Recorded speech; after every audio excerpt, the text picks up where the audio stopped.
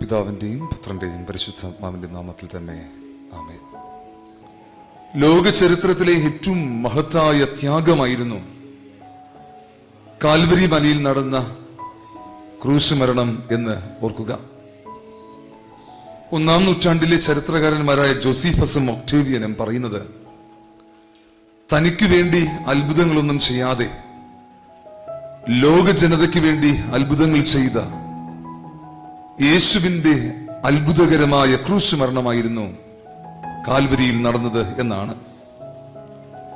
യേശുനാഥന്റെ ക്രൂശ് മരണം സംഭവിക്കുന്നത് പെസഹ പെരുന്നാൾ നടക്കുന്ന ആഴ്ചയിലെ വെള്ളിയാഴ്ചയാണ്. എന്നാൽ ഞാൻ ചിന്തിക്കുവാൻ താല്പര്യപ്പെടുന്നത്, യേശുവിന്റെ ക്രൂശ് മരണം, യേശു വഹിച്ച കുരിശ് വലിയ വെള്ളിയാഴ്ചയിലെ ആ ഏതാനും ചില മണിക്കൂറിലെ ത്യാഗാനുഭവമല്ല, മറിച്ച് യേശു വഹിച്ച ക്രൂശ് 33.5 വർഷത്തെ അനുഭവമാണ് എന്നാണ്. യേശുനാഥൻ അനുഭവിച്ചത് ഒറ്റ ദിവസത്തെ പീഡനങ്ങളല്ല, മറിച്ച് വലിയ ബലിക്കായി ജനനം മുതൽ ക്രൂശീകരണം വരെ യേശുനാഥൻ കുരിശു വഹിച്ചതായി കാണുവാൻ കഴിയും. ഒരു സ്ത്രീ ഗർഭിണിയാണ് എന്നറിയുന്ന നാൾ മുതൽ കുഞ്ഞിന് ജന്മം നൽകുന്ന സമയം വരെയും ഭാരപ്പെടുന്നത് പോലെ, ഒരുങ്ങുന്നത് പോലെ യേശുനാഥൻ വലിയ ബലിക്കായി ജനനം മുതൽ ഒരുക്കപ്പെട്ടു എന്ന് ഓർക്കുക. എന്തിനാണ് യേശുനാഥൻ ഈ മഹാത്യാഗം അനുഭവിച്ചത്? ഒരു മനുഷ്യനും കടന്നു പോകുവാൻ കഴിയാത്ത ശാരീരികമായ പീഡകൾ അനുഭവിച്ചത് എന്ന് ചോദിച്ചാൽ അതിന്റെ ഉത്തരം നമ്മോടുള്ള സ്നേഹം പ്രതിയാണ് എന്ന് കാണുവാൻ കഴിയും. എന്നെയും നിങ്ങളെയും യേശുനാഥൻ സ്നേഹിക്കുന്നത് കൊണ്ടാണ്, യേശുവിന്റെ സ്നേഹം വളരെ വലുതാണ് എന്ന് വെളിപ്പെടുത്തുവാൻ വേണ്ടിയിട്ടാണ് യേശുനാഥൻ ഈ മഹാത്യാഗം അനുഭവിച്ചത് എന്ന് കാണുവാൻ കഴിയും. യഹൂദന്മാരുടെ നിയമമനുസരിച്ച് സന്ധ്യ മുതൽ നേരം വെളുക്കുന്നത് വരെ ആരെയും കോടതികളിൽ വിചാരണ ചെയ്യുവാൻ പാടില്ല. എന്നാൽ ക്രൂശീകരണത്തിന്റെ തലേ രാത്രിയിൽ നേരം വെളുക്കുന്നതിന് മുന്നേ 4 കോടതികളിലാണ്, അന്നാസിന്റെ, കയ്യഫാവിന്റെ, പീലാത്തോസിന്റെ, ഹെരോദാവിന്റെ കോടതികളിലാണ് യേശുനാഥനെ മാറി മാറി വിചാരണ ചെയ്തത്. ഈ 4 കോടതികളിലും യേശുനാഥൻ അനുഭവിച്ചത് കൊടിയ ആക്ഷേപങ്ങളായിരുന്നു. വേദപുസ്തകം പഠിപ്പിക്കുന്നത് യേശുനാഥന്റെ മുഖത്ത് തുപ്പലേറ്റു, കന്നത്ത് അടിയേറ്റു, കാണുന്നവരൊക്കെയും യേശുനാഥനെ പരിഹസിച്ചു, യഹൂദന്മാരുടെ രാജാവ് എന്ന് ആവർത്തിച്ച് വിളിച്ചു. നാം ഇന്ന് പാഠമായി വായിച്ച യെശയ്യാ പ്രവാചകന്റെ പുസ്തകം 50-ാം അധ്യായം 6-7 വാക്യങ്ങളിൽ കാണുന്ന പോലെ, എന്റെ മുഖം നിന്ദയ്ക്കും തുപ്പലിനും മറച്ചിട്ടില്ല, ഞാൻ എന്റെ മുഖം തീക്കല്ല് പോലെ ആക്കിയിരിക്കുന്നു എന്ന പ്രവചനം നിവൃത്തിയാകും വണ്ണം യേശുനാഥൻ ആക്ഷേപങ്ങളേറ്റു.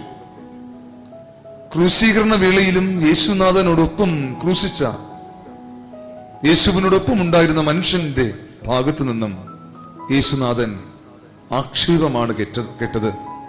ഏറ്റവും ഒടുവിൽ, എന്റെ ദൈവമേ, എന്റെ ദൈവമേ, എന്നെ നീ കൈവിട്ടതെന്ത് എന്ന് പിതാവിനോട് പ്രാർത്ഥിക്കുന്ന സമയത്ത് പോലും ഏലിയാവിനെ വിളിക്കുന്നു എന്നുള്ള ആക്ഷേപമേറ്റു.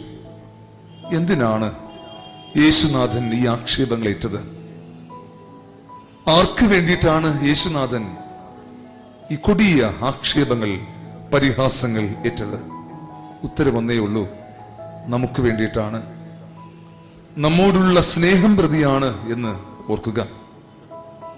നമ്മുടെ ജീവിതത്തിൽ നാം അനുഭവിക്കുന്ന ദൈനംദിന ജീവിതാനുഭവങ്ങളിലെ പരിഹാസങ്ങൾക്ക് പകരമാകുവാൻ, ആക്ഷേപങ്ങളിൽ സ്നേഹ സാന്ത്വനം നൽകുവാനായിട്ടാണ് യേശുനാഥൻ ഈ ആക്ഷേപങ്ങളേറ്റത് എന്ന് ഓർക്കുക. വിശുദ്ധ കുരിശ് സ്നേഹത്തിന്റെ സാന്ത്വനമാണ്. യേശുനാഥൻ ഈ കുരിശ് വഹിച്ചത് നാം അനുഭവിക്കുന്ന ആക്ഷേപങ്ങളിൽ സ്നേഹത്തിന്റെ സാന്ത്വനം നൽകുവാൻ വേണ്ടിയിട്ടാണ് എന്ന് ഓർക്കണമേ.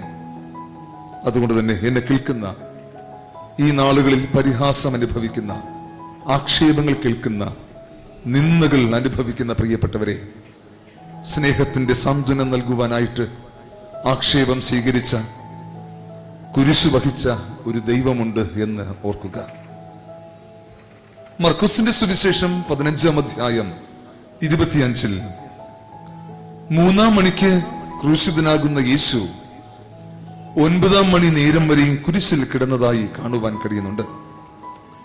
ഏകദേശം 6 മണിക്കൂറുകളാണ് യേശുനാഥൻ കുരിശിൽ കിടന്നത്.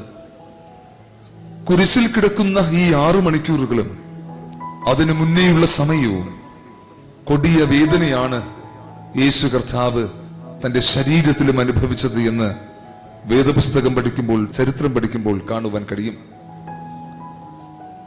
എല്ലുകളും ഈയക്കെട്ടുകളും കൊണ്ട് കെട്ടിയ ചാട്ടുകൊണ്ടുള്ള അടി, തലയിൽ പതിപ്പിച്ച മുൾക്കിരീടത്തിലെ മുള്ളുകൾ നിമിത്തം തലയിലുണ്ടായ മുറിവുകൾ,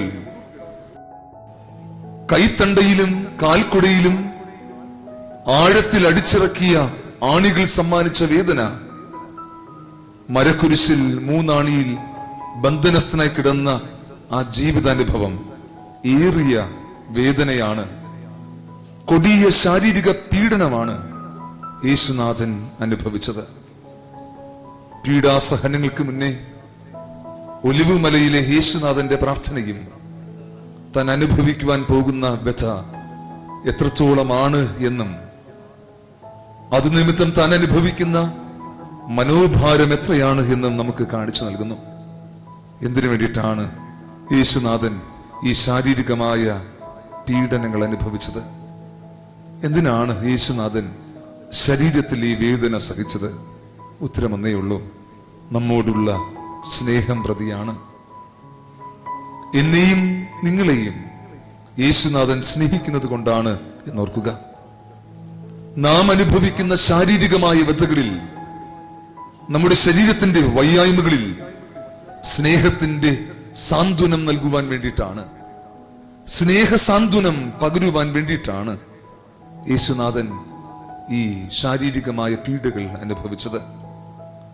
നാം അനുഭവിക്കുന്ന മനോവ്യഥകളിൽ സ്നേഹത്തിന്റെ സാന്ത്വനം നൽകുവാൻ വേണ്ടിയിട്ടാണ് യേശുനാഥൻ ഈ മനോഭാരം അനുഭവിച്ചത് എന്ന് കാണുവാൻ കഴിയും. വിശുദ്ധ കുരിശ് സ്നേഹത്തിന്റെ സാന്ത്വനമാണ്. നാം അനുഭവിക്കുന്ന ശാരീരികമായ വയ്യായ്മകളിൽ, നമ്മുടെ ശരീരത്തിന്റെ ബലഹീനതകളിൽ, നാം അനുഭവിക്കുന്ന ചെറുതും വലുതുമായ രോഗങ്ങളിൽ സ്നേഹത്തിന്റെ സാന്ത്വനം പകരുവാനായിട്ടാണ് യേശുനാഥൻ കൊടിയ ശാരീരികമായ പീഡകൾ അനുഭവിച്ചത്. അതുകൊണ്ട് തന്നെ പ്രിയപ്പെട്ടവരെ, നമ്മെ സംബന്ധിച്ച് വിശുദ്ധ കുരിശെന്നത് സ്നേഹത്തിന്റെ സാന്ത്വനമാണ്. 1 കൊരിന്ത്യർ 1-ാം അധ്യായം 8-ൽ അപ്പോസ്തലനായ പൗലോസ് പഠിപ്പിക്കുന്ന പോലെ കുരിശിന്റെ വചനം നമുക്ക് ദൈവശക്തിയാണ്.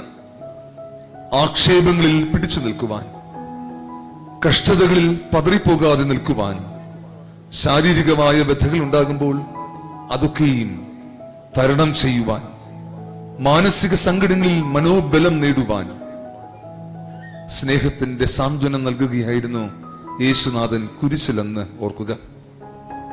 വ്യത്യസ്തമായ ജീവിത വ്യഥകൾ നിമിത്തം ഓരോ നാളും നാം നീറി കഴിയുമ്പോൾ പ്രിയപ്പെട്ടവരെ, ആ വിശുദ്ധ കുരിശിലേക്ക് നോക്കുവാൻ കഴിയണം. കാൽവരിയിലേക്ക് നോക്കുവാൻ നമുക്ക് കഴിയണം.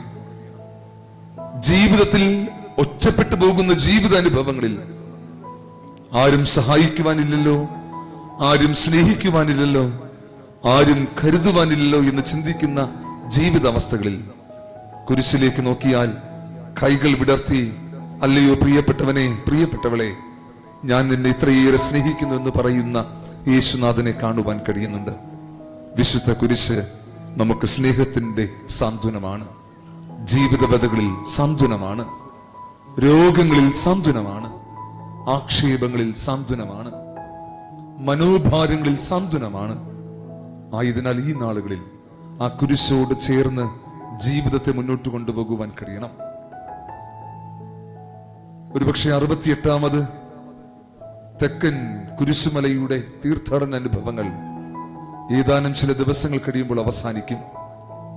എങ്കിലും ഓരോ ദിവസവും ഓരോ നിമിഷവും ആ ക്രൂശിനോടൊപ്പം, ക്രൂശിതനായവനോടൊപ്പം ജീവിതത്തെ മുന്നോട്ട് കൊണ്ടുപോകുവാൻ കഴിയണം.